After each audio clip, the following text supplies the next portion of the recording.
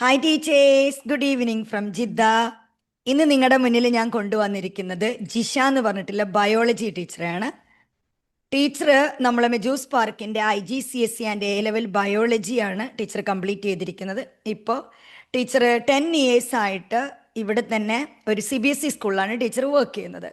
അപ്പോൾ നമ്മൾ ഓരോ ടീച്ചേഴ്സിൻ്റെ കരിയർ ജേണി കൊണ്ടുവരും. അതിൽ ബ്രിട്ടീഷ് ഉണ്ട്, അമേരിക്കൻ ഉണ്ട്, CBSE ഉണ്ട്, അല്ലേ?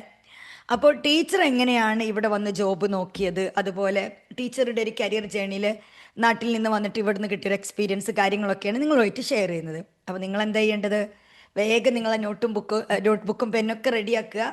ടീച്ചർ അടുത്ത് ഇതുവരെ കേൾക്കാത്ത എന്തെങ്കിലും പോയിന്റ് ഇട്ടിട്ടുണ്ടെങ്കിൽ അടുത്ത നോട്ട് ചെയ്ത് നിങ്ങൾ അടുത്ത ജേണിയിലേക്ക് നിങ്ങൾക്കത് നല്ലതായിരിക്കും. ഓക്കെ, സോ ഞാൻ വലിച്ചു നീട്ടുന്നില്ല. ജിഷ മാഡം, എങ്ങനെയാണ് സൗദി അറേബ്യയിൽ, ഏത് വർഷമാണ് സൗദിയിൽ വന്നത്? എങ്ങനെയാണ് ഫസ്റ്റ് ആ സ്കൂളിലേക്ക് ജോബ് നോക്കുമ്പോൾ നമുക്കൊക്കെ കുറച്ച് ബുദ്ധിമുട്ടാണ് അല്ലേ? ഫസ്റ്റ് ജോബ് എങ്ങനെയാണ് ആപ്ലിക്കേഷൻ കൊടുത്ത് എങ്ങനെയാണ് ഒരു ജോബ് കിട്ടിയത്? ഇപ്പോൾ ഒരു 10 year എക്സ്പീരിയൻസ് ഉണ്ടല്ലോ, അതുപോലെ മെജൂസ് പാർക്കിലെത്തി. ഒന്ന് നമ്മുടെ ടീച്ചേഴ്സിന് വേണ്ടി നിങ്ങളുടെ ആ ജേണി ഒന്ന് പറയും. Okay ma'am. ഞാനിവിടെ നാട്ടിന്ന് കോളേജിൽ വർക്ക് ചെയ്തുകൊണ്ടിരിക്കുമ്പോഴാണ് 2016 ഒരു പേഴ്സണൽ റീസൺ കാരണം ജോലി റിസൈൻ ചെയ്ത് സൗദി അറേബ്യയിൽ എത്തുന്നത്.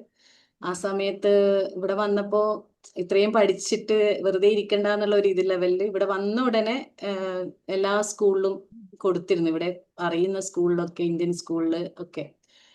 അപ്പോൾ കൊടുത്ത് അപ്പോഴാണ് ഇന്ത്യൻ സ്കൂളിൽ നിന്ന് എനിക്കൊരു കോള് വരുന്നത്, ഇന്റർവ്യൂ കോള്. കൊടുത്ത ഒരു മാസത്തിനുള്ളിൽ, ഒരാഴ്ചക്കുള്ളിൽ കോള് കിട്ടി, ആപ്ലിക്കേഷൻ കൊടുത്ത ഉടനെ. അപ്പൊ ഇവിടെ എന്ന് വെച്ച് കഴിഞ്ഞാൽ നമ്മുടെ ഹസ്ബൻഡിന്റെ വിസ ആണെന്നുകൊണ്ട് അവർ പെട്ടെന്ന് വിളിക്കും CBSE സ്കൂളിൽ. അങ്ങനെ അതുകൊണ്ട് ആ കോളിന് വലിയ ബുദ്ധിമുട്ടുണ്ടായില്ല. അങ്ങനെ പോയി ഇന്റർവ്യൂ ഉണ്ടായി. ഇവിടെ ആ സമയത്തൊക്കെ ആദ്യം ഇന്റർവ്യൂ മാത്രമേ ഉണ്ടായിരുന്നു. ഇപ്പോഴാണ് പാനൽ ടെസ്റ്റും ഇന്റർവ്യൂ എല്ലാം ഒരുമിച്ച് വെക്കുന്നത്. അന്നേരം ഒരു ഇന്റർവ്യൂ നടത്തിയപ്പോ 8th സ്റ്റാൻഡേർഡിലാണ് ഇന്റർവ്യൂ നടന്നത്.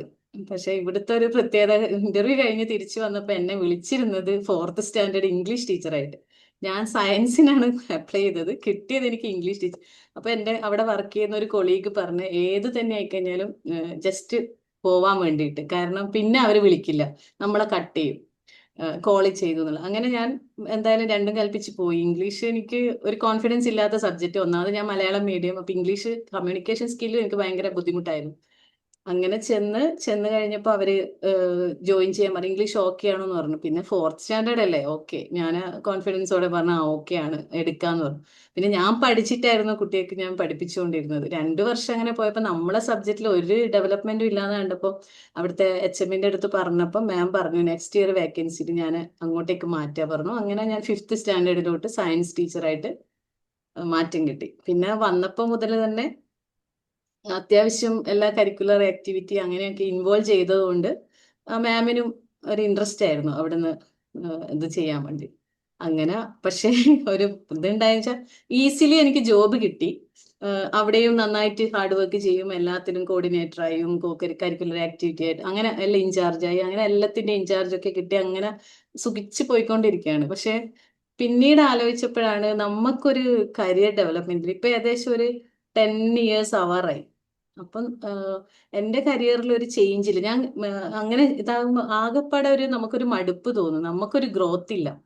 ഇംഗ്ലീഷ് ഡെവലപ്പായി, അത് മെയിൻ പറയാന്ന് വെച്ച് കഴിഞ്ഞാൽ നമ്മൾ ഈ സ്കൂൾ വർക്ക് ചെയ്ത് എനിക്ക് ഒരേ ഒരു ബെനിഫിറ്റ്, ഇംഗ്ലീഷ് നന്നായിട്ട് ഡെവലപ്പായി. പിന്നെ എനിക്ക് ട്യൂഷൻ ഒരുപാട് കുട്ടികളെ കിട്ടി. ഞാൻ എടുക്കുന്നു പറഞ്ഞപ്പോൾ ക്ലാസ് എടുക്കും, കുട്ടികൾ എൻ്റെ അടുത്ത് ചോദിക്കാൻ തുടങ്ങിയിരുന്നു മാമിന് എന്തുകൊണ്ട് ഹയർ സെക്ഷനിലൊക്കെ എടുത്തുകൂടാ, ചെറിയ കുട്ടികളെ എന്തിനാ പഠിപ്പിക്കുന്നത്. പക്ഷെ ഹയർ സെക്ഷനിലൊക്കെ അവര് പുതിയ പുതിയ ആൾക്കാരെ എടുക്കും, നമുക്ക് പ്രോമിസ് തന്നിരുന്നു കയറ്റാ, പക്ഷെ പിന്നീട് ഉണ്ടായില്ല. പിന്നീട് ഞാനൊരു ഇവിടുത്തെ ഒരു സൂപ്പർവൈസർ പോസ്റ്റ് വന്നപ്പോൾ, ഇന്റർവ്യൂ വന്നപ്പോൾ ഒരു അപ്ലൈ ചെയ്തു. എൻ്റെ ഒരു ഇതിൽ അപ്ലൈ ചെയ്തു, അറ്റൻഡ് ചെയ്തു. അപ്പൊ ഇപ്പോഴെനിക്ക് പറയാനുള്ളത് എൻ്റെ before Meadows Park and after Meadows Park journey എനിക്ക് ഇവിടെയാണ് പറയാൻ ആഗ്രഹം. കാരണം ഞാൻ അങ്ങനെ കൊടുക്കുന്നതിന് മുന്നേ ആണ് ഞാൻ മുനീറ മാമിന്റെ ഒരു വീഡിയോ കാണുന്നത് യൂട്യൂബിൽ. ഞാനിങ്ങനെ ജിദ്ദയിലെ ഒരു ടീച്ചർ, അപ്പൊ ഞാൻ യൂട്യൂബ് വീഡിയോ ചെയ്യണം എന്ന് വിചാരിച്ചിരിക്കുമ്പോഴാണ് മാമിന്റെ വീഡിയോ കാണുന്നത്. അപ്പൊ ഞാൻ കരുതി മാമിന് അതെങ്ങനെയാണ് മാം അത് പറഞ്ഞു കൊടുക്കുന്നത്, ജോബിന്റെ കാര്യങ്ങളൊക്കെ ഇത്രയും ഡീറ്റെയിൽഡ് ആയിട്ട്. അതിനുവേണ്ടി ഞാൻ ശ്രദ്ധിച്ചു തുടങ്ങി. പിന്നീട് മാം എനിക്ക് ആ കമ്മ്യൂണിറ്റി, വാട്സപ്പ് കമ്മ്യൂണിറ്റി തുടങ്ങിയപ്പോൾ ഞാൻ ജസ്റ്റ് ജോയിൻ ചെയ്തു. നല്ല ഇന്റർവ്യൂ ഇത് കമന്റ്സ് ഒക്കെ കണ്ടിട്ട് അങ്ങനെ ജോയിൻ ചെയ്തതിന് ശേഷം പിന്നെയാണ് അതിനകത്ത് മാം CV-യുടെ കാര്യമൊക്കെ ചെയ്തു. പക്ഷെ ഞാനൊരിക്കൽ പേഴ്സണലി മാമിന് എൻ്റെ CV അയച്ച് തന്നിട്ടുണ്ടായി. അപ്പൊ മാം അത് ക്ലിയർ ചെയ്ത് തരികയും ചെയ്തു. എന്നോട് പറഞ്ഞു ഇങ്ങനെയല്ല, ഒന്ന് രണ്ട് ഇത് മാറ്റിയിട്ട് ചെയ്താൽ മതി എന്ന് പറഞ്ഞു. പിന്നെയാണ് കോഴ്സിന്റെ കാര്യം അറിയുന്നത്. അപ്പൊ തന്നെ എനിക്ക് ജോയിൻ ചെയ്യണമെന്നുണ്ടായി, ഞാൻ ആ കണ്ടപ്പോ തന്നെ. പിന്നെ CBSE സ്കൂളിലെ തിരക്കും കാര്യങ്ങളും വെച്ച് ഞാൻ അതിൽ നിന്ന് പിന്നെയും അങ്ങ് മുന്നോട്ട് പോയി. അത് കഴിഞ്ഞ് ഈ ജനുവരിയിലാണ് ഞാൻ ജോയിൻ ചെയ്യുന്നത്. അതായത് ആ സൂപ്പർവൈസർ പോസ്റ്റിൽ അപ്ലൈ ചെയ്തിട്ട് എനിക്ക് കിട്ടാതായപ്പോൾ എനിക്ക് തോന്നി എന്തോ എന്താ പ്രശ്നം നടന്നതെന്ന് മനസ്സിലായില്ല. പക്ഷെ എനിക്ക് എന്തോ തോന്നി, എനിക്ക് എന്തോ അവിടെ ഒരു കുറവുണ്ട്, ഒരു കോൺഫിഡൻസ് ലെവലിൽ ഒരു വ്യത്യാസമുണ്ട്. അപ്പോൾ ഇതിൽ ചേർന്ന എന്തായിരിക്കും, എനിക്ക് എൻ്റെ പേഴ്സണാലിറ്റി മൊത്തത്തിൽ ഒരു മാറ്റം വരുത്തണം എന്ന് തോന്നി. അങ്ങനെയാണ്. പിന്നെ നമുക്ക് സ്കൂളിൽ എപ്പോഴും ഒബ്സർവേഷന് സൂപ്പർവൈസർ വരുമ്പോൾ നമുക്കൊരു നെഞ്ചിലൊരു ആളൽ വരും ഇടയ്ക്ക്. ഓ, എന്ത് ചെയ്യും, അതിന്റെ ഒരു ടെൻഷൻ ഒരു ദിവസം മുഴുവൻ ഉണ്ടാവും. അപ്പൊ അതൊക്കെ എന്താണ് ഇത്ര കാലമായിട്ട് എനിക്കത് മാറാത്തത്. പിന്നെ ഒരു സെമിനാർ എടുക്കണം, വർക്ക്ഷോപ്പ് എടുക്കണം എന്നൊക്കെ പറയുമ്പോൾ ഞാൻ ഒന്ന് പിന്നോട്ട് വലിയും. ആരെങ്കിലും കൂടെ നിന്നിട്ടാണ് എടുക്കാറ്, ഞാൻ ലീഡ് ചെയ്യാറില്ല അതൊന്നും. കരിക്കുലർ ഇൻചാർജ് ഒക്കെ ആകുമ്പോൾ അത് നമുക്ക് നമ്മുടെ ആർട്ട് വർക്കാണല്ലോ, അതിൽ ഞാൻ ഓക്കെയാണ്. അപ്പൊ ഇതൊക്കെ ഇങ്ങനെ പിന്നോട്ട് വലിഞ്ഞപ്പോൾ ഈ മെഡൂസ് പാർക്കിൽ ജോയിൻ ചെയ്ത് 2 കോഴ്സ് എടുക്കാൻ തീരുമാനിച്ചു. IG ബയോളജിയും, അതിൽ എൻ്റെ സബ്ജക്റ്റിന്റെ ലെവൽ കൂട്ടാൻ. പിന്നെ ബ്രിട്ടീഷ് സ്കൂളിലേക്ക് ഒരു മാറ്റം, പിന്നെ അമേരിക്കൻ സ്കൂളിൽ മുമ്പേ ഞാൻ ചെക്ക് ചെയ്തിട്ടുണ്ടായിരുന്നു, പക്ഷെ അവിടെയൊക്കെ കൊടുത്തൊന്നും കിട്ടിയില്ല. അങ്ങനെ CV-യുടെ കാര്യം HBTന്റെ അങ്ങനെ അതും അറിഞ്ഞു. ഇപ്പൊ രണ്ടും എടുത്ത രക്ഷപ്പെടാന്നുള്ള ഒരു ഇതില്. പക്ഷെ സത്യം പറഞ്ഞു കഴിഞ്ഞാൽ ഞാൻ അതില് മുന്നേ കണ്ടിരുന്നെങ്കിൽ ഞാൻ ഈ ഇന്റർവ്യൂ പാസ് ചെയ്യ ഒന്നുമില്ലെങ്കിൽ ആ പോസ്റ്റിൽ ഇരുന്നേനെന്ന് എനിക്ക് തോന്നും. പിന്നീട് മാമിന്റെ എന്താ പറയാ, നമുക്ക് കിട്ടുന്ന ലെസൺസ് ഡെമോ ചെയ്യാൻ പറ്റി. പിന്നെ ഇന്റർവ്യൂസ്, ഇതൊക്കെ എന്താ പറയാ വെച്ചാൽ ഞാൻ ശരിക്കും പറഞ്ഞാൽ ഒരു തട്ടല്ല ഞാൻ പൊങ്ങിയത്. 100% ഞാൻ കോൺഫിഡന്റ് ലെവൽ എൻ്റെ നന്നായിട്ട് മാറി. അതിന് ഒരേ ഒരു കാരണം മെഡൂസ് പറയും. ഞാൻ എവിടെ വേണമെങ്കിലും പറയും. നിങ്ങൾക്കൊക്കെ എനിക്ക് പറയാനുള്ള ഒരു കാര്യം എന്ന് വെച്ച് കഴിഞ്ഞാൽ, ആർക്കും ഈ കോഴ്സ് എടുക്കും, ഇത് കോഴ്സ് എടുത്തിട്ട് നമുക്ക് ജോബ് കിട്ടിയില്ലെങ്കിലും, അതായത് ഈ ജോബ് കിട്ടാത്തത്, ബ്രിട്ടീഷ് സ്കൂൾ കിട്ടാത്തത് എൻ്റെ ഒറ്റ ഒരു മിസ്റ്റേക്കാണ്. കാരണം ഞാൻ ജസ്റ്റ് മെയിൽ അയച്ച് കാത്തിരിക്കും. CV ഒക്കെ ചേഞ്ച് ചെയ്ത് മെയിൽ എനിക്ക് റിപ്ലൈയും വന്നിട്ടുണ്ട്. പക്ഷെ അവര് ഇടയ്ക്ക് മെസ്സേജ് ഇടും. അവർക്ക് ആ സ്ഥലം, ഞാൻ ജുബൈലായിരിക്കുന്നത്, അപ്പൊ അവർക്ക് ദമാമിലും ജിദ്ദയിലും റിയാദിലൊക്കെ അവിടെയുള്ള ആൾക്കാരെ എടുത്തുകൊണ്ട് അവർ റിപ്ലൈ തരാറുണ്ട്. അപ്പൊ അത് ഈ CV-യുടെ ഒരു മാറ്റമാണ്. CV ചേഞ്ച് ചെയ്ത് അയച്ചപ്പോഴാണ് ഇങ്ങനെ റിപ്ലൈ കിട്ടി തുടങ്ങി. അപ്പൊ ഒന്നുമില്ലെങ്കിൽ, നമ്മളെ കരിയർ ചേഞ്ച് ആയില്ലെങ്കിൽ നമ്മളെ ലൈഫിൽ നല്ലൊരു ചേഞ്ച് വരും. അതായത് നമ്മൾ നോർമലി ഇരിക്കുമ്പോൾ പോലും നമ്മളെ പേഴ്സണാലിറ്റിക്ക് മാറ്റം വരുന്നുണ്ട്, നമ്മളെ കോൺഫിഡൻസ് ലെവൽ കൂടുന്നുണ്ട്. അതൊക്കെ എനിക്ക് മെഡൂസ് പാർക്ക് ഞാൻ എവിടെ വേണമെങ്കിലും ആരോട് ഞാൻ വേണമെങ്കിൽ പറയും. ഞാൻ എത്രയോ പേരോട് ഇത് പറഞ്ഞിട്ടുണ്ട്. എൻ്റെ മാറ്റം എൻ്റെ കൂടെയുള്ള കൊളീഗ്സ് കാണുന്നുണ്ട്. ഇംഗ്ലീഷിലും ഞാൻ എനിക്ക് നന്നായിട്ട് ചേഞ്ച് വന്നു. അതായത് ഇത് കണ്ടതിന് ശേഷം മാം പറയുന്ന പോലെ ഞാൻ യൂട്യൂബ് ഇംഗ്ലീഷ് ഇത് കൂടുതൽ വാച്ച് ചെയ്യാൻ തുടങ്ങി, ബുക്സ് വായിക്കാൻ തുടങ്ങി. അങ്ങനെയൊക്കെ ആയിട്ട് അതിലും മാറ്റം വന്നു. അപ്പൊ ഒരു വർക്ക്ഷോപ്പ് എടുക്കണം എന്ന് പറഞ്ഞാൽ ഞാൻ തന്നെ ലീഡ് ചെയ്യും, ഞാൻ ചെയ്യാ പറഞ്ഞു. അപ്പോൾ ആ ഒരു മാറ്റം നന്നായിട്ടുണ്ടായി. പബ്ലിക് പ്ലാറ്റ്ഫോമിൽ എനിക്കൊന്ന് സംസാരിക്കാൻ ഇത്തിരി ബുദ്ധിമുട്ടായിരുന്നു. പക്ഷെ ഇപ്പൊ അതിലും ഞാൻ ഓക്കെയാണ്. ഞാൻ അങ്ങോട്ട് പോയി റിക്വസ്റ്റ് ചെയ്ത് അതിലേക്കും കയറി. അപ്പൊ അതൊക്കെ എനിക്ക് പബ്ലിക് സ്പീക്കിങ്ങിന്റെ ഒരു ടോസ് മാസ്റ്ററിൽ ഞാനിപ്പോ ജോയിൻ ചെയ്തു. അതും മെഡൂസ് പാർക്ക് നീട്ടിയ കോൺഫിഡൻസ്. അപ്പൊ എനിക്ക് എല്ലാവരുടെ അടുത്തും പറയാനുള്ളത്, നിങ്ങൾക്ക് കരിയർ ജേർണിയിൽ ഒരു മാറ്റം വന്നില്ലെങ്കിലും നിങ്ങളുടെ ലൈഫിൽ നിങ്ങളുടെ ഒരു പേഴ്സണാലിറ്റി കംപ്ലീറ്റ്ലി ചേഞ്ച് ആവാൻ, ഇനിയിപ്പോ അങ്ങനെ ഒരു അഡ്വർടൈസ്മെന്റ് കൂടി മാമിന് വേണമെങ്കിൽ കൊടുക്കാം.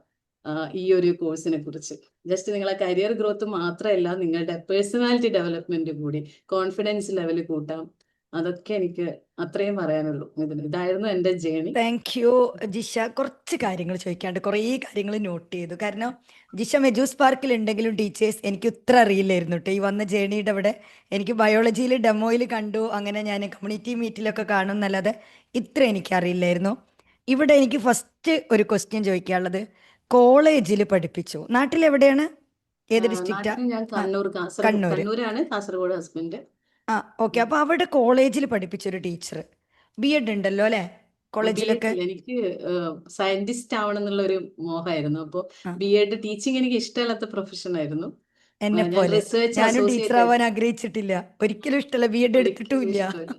അപ്പൊ റിസർച്ച് അസോസിയേറ്റ് ആയിട്ട് ഇവിടെ ഞാൻ കോളേജിൽ ട്രൈ ചെയ്തു, പക്ഷെ എവിടെയും കിട്ടിയില്ല. ഞാൻ PhD ചെയ്തില്ല, MPhil മാത്രമേ ഉള്ളൂ. MPhil PhD വരെ പഠിച്ചു. MPhil പഠിച്ചു. ബയോ. ഓക്കെ. ബയോളജി. പിന്നെ ഇതില്ല, BEd ഇല്ല. BEd ഇല്ല. അപ്പൊ BEd ഇപ്പൊ എടുത്തു. ഇപ്പൊ BEd എടുത്തു. ഞാനിപ്പം 3 പക്ഷെ ഇയേഴ്സ് മുമ്പ് കോളേജിൽ പഠിപ്പിച്ചൊരു ടീച്ചർ, ഇത് ഞാൻ ഇങ്ങനെ തന്നെ പറയുന്നത്, ടീച്ചേഴ്സ് നോട്ട് ചെയ്യുക. കോളേജിൽ പഠിച്ച ടീച്ചർ 8th ക്ലാസ്സിലേക്കുള്ളതിന് ഇൻ്റർവ്യൂ കൊടുക്കുന്നു, 4th ഇംഗ്ലീഷ് ടീച്ചറായിട്ട് എടുത്തു. ഇവിടെ എനിക്ക് നമ്മുടെ ടീച്ചേഴ്സിൻ്റെ അടുത്ത് പറയാനുള്ളത്, നമ്മളെ നാട്ടിൽ നിന്ന് ചില ആളുകൾ, പിന്നെ അവരവിടുത്തെ പ്രിൻസിപ്പൾ ആയിരിക്കും, ഹെഡ് ഉം. ഓഫ് ദി ഡിപ്പാർട്ട്മെൻ്റ് ആയിരിക്കും. എൻ്റെ അടുത്ത് കുറേ പേര് മെസ്സേജ് ചെയ്യാറുണ്ട്. അപ്പം ഞാൻ അവരുടെ അടുത്ത് പറയും, നിങ്ങൾ ഫസ്റ്റ് ഒരു എൻട്രി ലെവലിൽ കയറും, എന്നിട്ട് പിന്നെ നിങ്ങൾ പ്രിൻസിപ്പൾ, ഹെഡ്, അങ്ങോട്ടേക്കൊക്കെ നമ്മൾ എത്തും. പക്ഷെ ആദ്യം തന്നെ ഇൻ്റർനാഷണൽ സ്കൂള് നമ്മളെ ഇങ്ങനെ എടുക്കാറില്ല. അപ്പോൾ അതന്നെയാണ് ജിഷയുടെ ഇതിൽ നിന്ന് എനിക്ക് മനസ്സിലായത്. Yes. കിട്ടിയ പോസ്റ്റിൽ കയറി ഗ്രേഡ് 4 ഇംഗ്ലീഷ് ടീച്ചറായിട്ട്. English teacher. അത് കഴിഞ്ഞ് ഗ്രേഡ് 5 ബയോളജി ടീച്ചറായി. അപ്പം ജിഷയ്ക്ക് അവിടെ ഒരു പേർപ്പസ് ഉണ്ടായിരുന്നു, ഇതിൽ നിന്ന് അങ്ങനെ ഞാൻ കയറി കയറി പൊയ്ക്കോളാം, ആദ്യം തന്നെ വലിയ ക്ലാസ് കിട്ടില്ല എന്ന്. അപ്പം ടീച്ചേഴ്സ് നിങ്ങൾ നോട്ട് ചെയ്യുക, അതിൽ ആദ്യം ചാലഞ്ച് തന്നെ നിങ്ങൾ വലിയ ക്ലാസ്സും വിചാരിച്ചാലും നമ്മൾ അവിടെ ഇരിക്കും.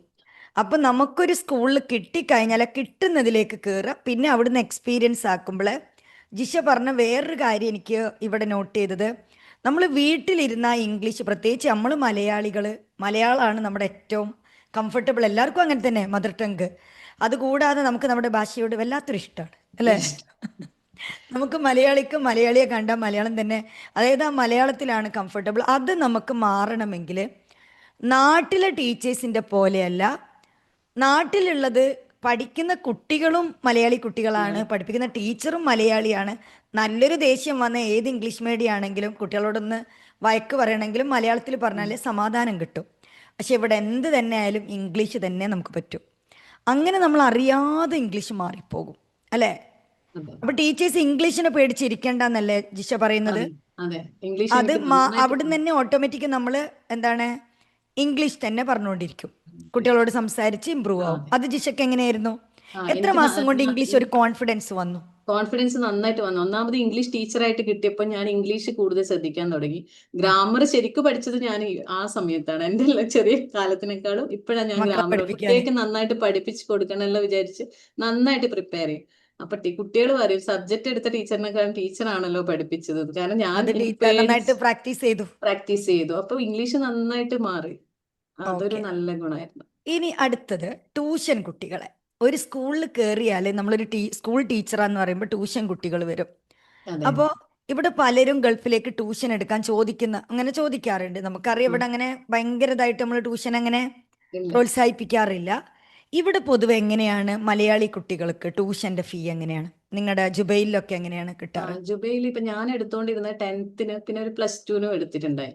10th ഞാൻ വാങ്ങിച്ചത് ഇപ്പൊ ബയോളജി എടുക്കും. എനിക്ക് മാത്സിൽ ഞാൻ കുറച്ച് എക്സ്പേർട്ട് ആണ്. അപ്പൊ മാത്സും ഞാൻ എടുക്കുമായിരുന്നു. അപ്പൊ മാത്തും എടുക്കും. മാത്സിനും ബയോളജി മാത്സ് എനിക്ക് ഇൻട്രസ്റ്റിംഗ് വിഷയമാണ്. ഞാനത് ഫോളോ അപ്പ് ചെയ്യും.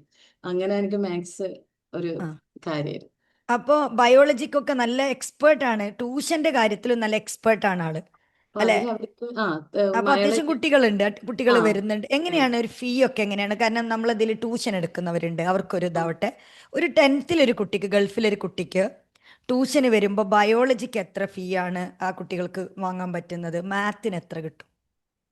ബയോളജിക്ക് നോർമലി ഞാൻ എടുക്കുന്ന ഇപ്പൊ ഞാൻ എടുക്കുന്നില്ല, ലാസ്റ്റ് ഇയർ എടുത്ത സമയത്ത് 200 റിയാൽ ആയിരുന്നു പെർ മന്ത്. പെർ മന്ത് എത്ര ക്ലാസ് കൊടുക്കും ഒരു വീക്കിൽ? അത് Saturday leave, Friday Saturday leave, 4 days, 5 days, 4 days class ആയിട്ട് 5 കൊടുക്കും. days. ഗ്രൂപ്പ് ആണോ ഇൻഡിവിജ്വൽ ആണോ? അത് ഗ്രൂപ്പ് ആയിട്ട് തന്നെ. ഗ്രൂപ്പ് എന്ന് വെച്ചാൽ ഒരു 4 കുട്ടികൾ, 10th കുട്ടികളുടെ 4 കുട്ടിക്ക്, ബയോളജിന്റെ 4 കുട്ടിക്ക്, അങ്ങനെ. ഓക്കെ. മാത്സിന് ഇവിടെ എടുക്കുന്ന 300 ആണ്. ഓൺലൈനിലും ഇപ്പൊ ക്ലാസ് കൊടുക്കുന്നുണ്ടല്ലോ, അല്ലെ? ഓൺലൈനിൽ. അപ്പോൾ ടീച്ചേഴ്സ്, നിങ്ങൾ ബയോളജി അതുപോലെ തന്നെ മാത്തമാറ്റിക്സ് ട്യൂഷൻ വേണ്ടവരും നല്ല എക്സ്പേർട്ടാണ് കേട്ടോ. ബയോളജി മാത്തിൻ്റെയും കൂടെ എക്സ്പേർട്ടാണ്. അപ്പോൾ അതും കൂടെ, ബയോളജിയാണ് എനിക്ക് മാത്തിനേക്കാൾ പറയുന്നത്. ബയോളജി എക്സ്പേർട്ട് നമ്മുടെ മെജൂസ് പാർക്കിൻ്റെ കോഴ്സും എടുത്തിട്ടുണ്ട്, അവർക്കും ജിഷയെ കോൺടാക്ട് ചെയ്യുക. അതും കൂടെ ഞാനിവിടെ ആഡ് ചെയ്യുന്നു. ഇതുകൂടാതെ ഒറ്റയ്ക്ക് നമുക്ക് എന്താണ്, നമ്മൾക്ക് ഒറ്റയ്ക്കൊരു കാര്യം ചെയ്യാൻ പറ്റാത്തതുകൊണ്ട് നമ്മളൊരു അസിസ്റ്റൻ്റ് പോലെ മറ്റുള്ളവർ ചെയ്യുന്നതിലേക്ക് ഒരു സപ്പോർട്ടൊക്കെ കൊടുത്ത്, അല്ലെ? പലരെയും ഞാൻ കണ്ടിട്ടുണ്ട് സ്കൂളിലൊക്കെ നമ്മൾ ആക്ടിവിറ്റി ഒക്കെ കോർഡിനേറ്റ് ചെയ്യുന്ന സമയത്തൊക്കെ, പിന്നെ നമുക്ക് ഒറ്റയ്ക്ക് ചെയ്യാൻ പറ്റുന്നില്ലല്ലോ എന്നുള്ളൊരിത്, അതെ. അതെനിക്ക് ഞാനിവിടെ നോട്ട് ചെയ്തു. മെജൂസ് പാർക്കിൽ അത് വന്നപ്പോൾ അതിന് കോൺഫിഡൻസ് കിട്ടിയെന്ന് ഉം. പറഞ്ഞു. ഒരു ക്വസ്റ്റ്യനും കൂടെ ചോദിക്കുകയാണ്. മെജൂസ് പാർക്കിൻ്റെ മെമ്പേഴ്സ്, നമുക്കൊരു കമ്മ്യൂണിറ്റി ഉണ്ടല്ലോ, നമ്മുടെ കോഴ്സ് എടുത്തവരുടെ കമ്മ്യൂണിറ്റി, നമ്മുടെ വീക്കിലി മീറ്റിംഗ്, അത് എത്രത്തോളം ജിഷയ്ക്ക് മാറ്റം കിട്ടി കമ്മ്യൂണിറ്റി. ആ ആ കമ്മ്യൂണിറ്റിന്ന്? മെമ്പേഴ്സിന്റെ കമ്മ്യൂണിറ്റി പറഞ്ഞു കഴിഞ്ഞാൽ ഇതിന് കുറെ പേര് എന്നെ കോണ്ടാക്ട് ചെയ്തിട്ടുണ്ടായിരുന്നു ഈ കമ്മ്യൂണിറ്റിയിൽ. കാരണം നമ്പർ കണ്ടിട്ട് നമ്മൾ മാമിന്റെ മീറ്റിംഗിൽ ഇരിക്കുമ്പോൾ ഞാൻ ഇവിടെ വർക്ക് ചെയ്യുന്ന അറിഞ്ഞ് പിന്നെ അറ്റസ്റ്റേഷനെ കുറിച്ച് അന്വേഷിച്ച് അങ്ങനെയൊക്കെ. അപ്പൊ ഈ കമ്മ്യൂണിറ്റി എന്ന് പറഞ്ഞാൽ നമുക്ക് അങ്ങോട്ടും ഇങ്ങോട്ടും ഇത്രയും എവിടെയോ ഇരിക്കുന്ന ആൾക്കാർ തമ്മിൽ കാണാനുള്ള ഒരു പ്ലാറ്റ്ഫോം. അപ്പൊ അവരൊക്കെ ചോദിച്ചതിന് ഹെൽപ്പ്. ഇപ്പോഴും നല്ല കോണ്ടാക്ട് ഉള്ള ടീച്ചേഴ്സ് ഉണ്ട് ദുബായിലുള്ളത്. എനിക്ക് അങ്ങനെ അത്രയും പേരെ കിട്ടി. അത് കിട്ടിയത് മാമിന്റെ. പിന്നെ മാം എന്നും പറയുന്നത് ഷാനു സാർ. അപ്പോ അവരുമായിട്ടുള്ള കോണ്ടാക്ട് എനിക്ക് കിട്ടി. പിന്നെ നല്ലൊരു കണക്ഷൻ നെറ്റ്വർക്കിംഗ് ഉണ്ട് കണക്ഷൻ അവിടെ. നെറ്റ്വർക്ക് നമുക്ക് നമ്മൾ എങ്ങനെ ഇമ്പ്രൂവ് ചെയ്യാൻ, നമുക്ക് പരസ്പരം സംസാരിച്ച് നമുക്ക് ഇമ്പ്രൂവ് ചെയ്യാൻ പറ്റും. എല്ലാവർക്കും ഡിഫറെന്റ് ഐഡിയാസ് ഉണ്ടാവും. നമുക്ക് അതൊക്കെ യോജിച്ച് ഇപ്പൊ മെഡൂസ് പാർക്കിൽ വന്നിട്ട് അങ്ങനെ ഒരു ഐഡിയ ജനറേറ്റ് ചെയ്തിട്ടുണ്ട്. ചിലപ്പോൾ അത് ഫ്യൂച്ചറിൽ അത് സക്സസ് ആക്കണമെന്നുണ്ട്. അത് ഈ കമ്മ്യൂണിറ്റിയിൽ നിന്ന് കിട്ടിയ ഒരു ഗ്യാങ്ങുമായിട്ട് നമുക്ക് മുന്നോട്ട് പോവാന്നുള്ളൊരു ഇത്. അങ്ങനെ. Thank you Jisha, thank you so much. അപ്പോൾ ടീച്ചേഴ്സ് ഇത്രയാണ് നോട്ട് ചെയ്യേണ്ടത്. മെജൂസ് പാർക്ക് എന്ന് വന്നിട്ടുള്ള കാര്യങ്ങൾ ജിഷ പറഞ്ഞു, അത് നമുക്കും സന്തോഷം തരുന്നുണ്ട്.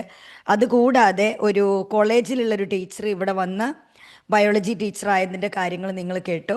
അപ്പോൾ ഇനി എന്തെങ്കിലും കാര്യങ്ങളുണ്ടെങ്കിൽ എല്ലാവരും നിങ്ങൾ കമൻറ്റ് ബോക്സിൽ കമൻ്റായിട്ട് ചോദിക്കുക, നമ്മളതിന് റിപ്ലൈ തരാൻ നോക്കാം കേട്ടോ. Thank you so much. Thank you Jisha. Thank you.